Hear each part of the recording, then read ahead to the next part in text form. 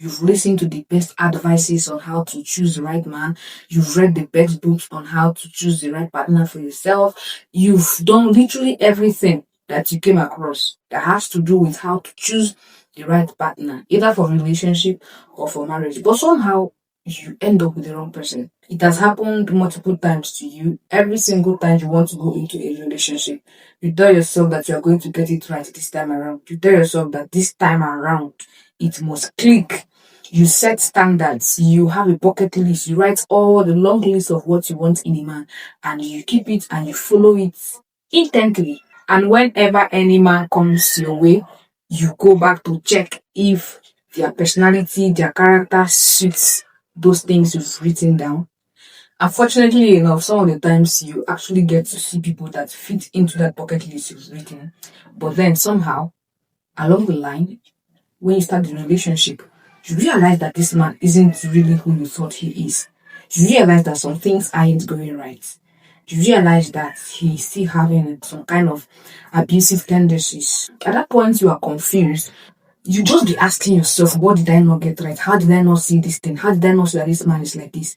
And at this particular point in time, when you're asking yourself all these questions, it would be that you've already gone very deep into the relationship to a point where it's now difficult to step back. You are kind of trying to be with different men to know the ones that is perfect, to know the one that's not perfect, to know the one that actually meets your criteria, your standard, your rules, your bucket list and all of that. And before you know it, you've dated multiple men, you've had plenty exes, and yet none of them is meeting up with the standards. By the end of the day, you're just tired, you're confused. You don't know whether the problem is with you or with the list, your bucket list that you actually, wrote down.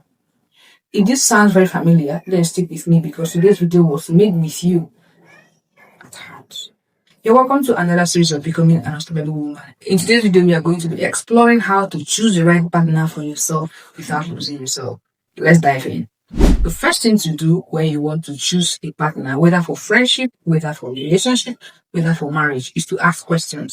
Ask him questions about his belief on marriage, on gender role, and culture. The reason why some of us has what is called marriage shock after getting married to a particular man or to a particular guy is because we failed to ask the necessary questions. Everybody has what their belief about marriage is, what their belief about gender role is. So, if you must get yourself involved with any man, you have to ask them questions about what they believe when it comes to marriage, when it comes to religion, when it comes to gender role, and also when it comes to culture, so that if any of his belief does not align with your belief and the both of you are not willing to adjust or to compromise these beliefs for yourselves or for the sake of love and marriage, you would go your way and not waste your time with anybody. If you are somebody who believes that stuff like house chores and bill should be splitted into two, better talk it with him. Make him to talk. Ask him questions. If there is something about his culture that does not align with your own culture, ask him questions. So that you don't go and get married to him in the marriage and you're beginning to feel stuck or you're beginning to regret it because nobody told you about it. You are being compelled to do things you don't want to do, and it begins to cause problems in that relationship or in that marriage. So before you get there, ask questions first. What is his belief about gender? Does he believe that he's only a woman that should be doing all the cooking, all the cleaning and everything? So that if you're someone who does not believe that a woman should be left to do all the house chores and all of that, you will know where you stand so that you will not waste your time with anybody. What is his belief about marriage? Does he believe that cheating is normal? Does he believe in polygamy? Like, ask him what are his values for marriage so that you will know what you are doing. The second thing to do if you're trying to choose a healthy partner for yourself is to look out for how he treats other women, whether as a joke, in his comments, and in his actions. Check how he treats other women around him. His sisters, his friends, his colleagues at work. Is he somebody that easily talks down on women? Is he somebody that treats women with so much disrespect?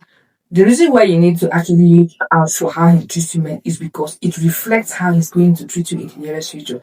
We all know that when a man is trying to get close to you, he's going to be all of it.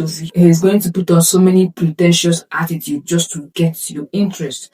He's going to do so many things just to impress you. But beyond all his effort to impress you, look out for how he treats other women. You don't want to be with a man that easily talks down on women, that easily feels intimidated by a woman's success. Most men usually do this a lot. When they feel like a woman is too ambitious, when they feel like a woman is more successful than them, their next tool is to use their mouth to talk down on them and to talk down on what they do. If you don't look out for these things, in the nearest future, every single thing he does to women around him, all the ways he treated women around him, he is also going to treat you in that same manner. There's no two ways about it. If you can treat other women like that, what makes you think he will not treat you like that in the nearest future? That is the easiest way to know some of his hidden characters. Don't go and think, okay, maybe because I am the absolute love of his life, he will never get to treat me. That is not true. He is definitely going to do that as time goes on. So you really need to look out for how he treats other women around him. You must get it right. So that if there are attitudes that you think does not align with your value, if there are things he does that you would not want to tolerate in the future, you will have the chance to walk away when you've not really entered deep into the relationship. The third thing to do is to set clear standards and then walking away when those standards are not met. Beyond writing a bucket list, I want a poor, God-fearing person and all of that. Have a standard. Okay, I cannot be with a man who is not financially stable. Okay, I cannot be with a man who believes that house chores is gender role. Okay, I cannot be with a man who believes that cheating is normal. Have clear standards, and every standard you set for yourself, make sure that you know what the standards looks like. Because sometimes we just set standards, we just run with the phrase without actually understanding what this standard really looks like. If you're setting a standard, I'm going to give you a very vivid example. Let's assume you're setting a standard that you want to be with a God-fearing man. Then you should really know what the attributes of a God-fearing man looks like. A God-fearing man will not maltreat you. A God-fearing man will not abuse you, whether emotionally, verbally, or otherwise. A God-fearing man is not going to have so many petty attitudes. So you need to understand that God-fearing does not just have to do with going to church, carrying Bible, quoting scriptures. It has a lot to also do with spiritual maturity. It has a lot to also do with how he treats you when he's angry. It has a lot to do with how he behaves whenever he is in his weakest moments.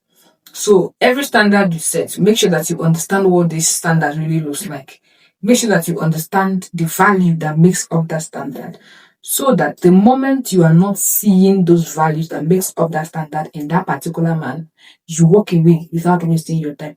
You don't need to go and start staying with somebody for a very long period of time or dating different men to test what works and what doesn't work. Have these clear standards. The moment you come in contact with them and they are not meeting up with these values, you're walking away. You're not waiting for anybody. You're not seeking for permission. You are not trying to test the waters. You're walking away because his values does not align with the standard you have set for yourself. The fourth thing is to learn how to recognize red flags. Nobody wants to be in an abusive relationship, but only a few knows how to actually identify a toxic partner. In as much as you don't want to be with an abusive person, it's also very important that you learn how to identify red flags. And anytime you identify a red flag in a person or in a guy, please trust what you see and run away. Walk away. Don't make excuses for it. Don't try to say maybe he's having mood swing today. Maybe he's not in a good mood. Maybe he's this and that. Don't make excuses whenever you see a red flag. You are discussing with a guy and he does something, you reacted to it, and he flips the script. You are too sensitive, and you easily get irritated, you're short-tempered. That is a high level of gaslighting. You say this thing to a point where you're beginning to doubt your own self. You are doubting your sanity. It's as if you are not understanding what is happening. That is a very big red flag. If you notice things like this, don't stay. Do you know the reason why you don't have to stay? In the nearest future, after you guys have come together and be all the things you want to be, every single time he wrongs you, he's still going to use that tactics on you to make you feel guilt for reacting to a bad behavior. And he does it to also escape accountability. That is why they do this most of the times. Manipulativeness, emotional blackmail, and emotional guilt tripping. When you see any of these things, so strong, go.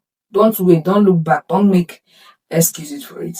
If you are a lady who is very ambitious, who wants to do career a lot, and you know that you don't want to be a housewife. Don't go and settle for somebody that gets easily intimidated by a woman's success. He might likely tell you that he loves ambitious lady, this and that. He's only trying to play along so that the moment he wins you over, gets into a relationship with you or gets married to you, he begins to show you his true color. It starts with subtle things like, I don't want you to do that job. I don't want you to work with a male colleague. I don't want you to do this and that. And before you see it, he has made you abandon all your career, all your businesses, all your purposes to stick with him. He doesn't just want you to rise above him. So that is why you need to pay attention to all his attitudes and his behaviors. So you're telling him about your achievements, about what you want to do. Of course, there's no way you won't share these things with him. Study how his body language changes. Study how his voice drifts, whether it is negative or positive. He's going to tell you a lot that his words are not going to tell you. So when you notice that his body language always leaves that he's uncomfortable with you being a highly ambitious person, leave. That such man is going to kill your dreams, is going to kill your career when you eventually get together. So these 4 things are going to basically help you choose a healthy partner without actually getting to lose yourself, without running around to test the waters. If this video resonated with you, don't forget to share it with a sister out there who might just need to see this video. Thank you so much for watching.